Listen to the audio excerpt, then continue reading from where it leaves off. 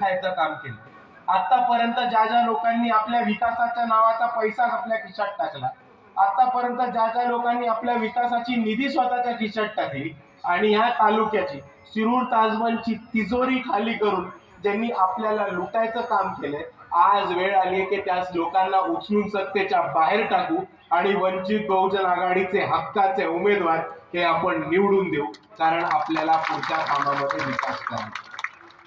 आणि आपण काही गोष्टी समजून घेतल्या पाहिजे. वंचित बहुजन आघाडी इथे कोणाचेही दहशत किंवा विरोध करायला आली नाहीये.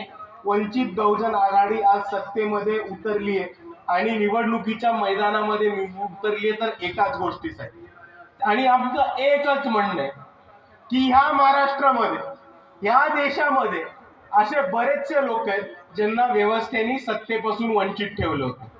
दलित असू देत, मुसलमान असू देत, बौद्ध असू देत, बहुजन असू देत, ओबीसी असू देत, मायक्रो ओबीसी असू देत, भटके विमुक्त असू देत किंवा आदिवासी असू देत, असे बरेचसे लोक आहेत ज्यांना फक्त निवडणूक आली की मतदान करायचंच काम पडतं. त्यांच्या समाजाला कोणी तिकीट देत नाही, त्यांना कोणी उमेदवारी देत नाही, त्यांना कोणी निवडणूक लढण्याची संधी देत नाही, आणि म्हणून ते आतापर्यंत सत्तेपासून वंचित होते.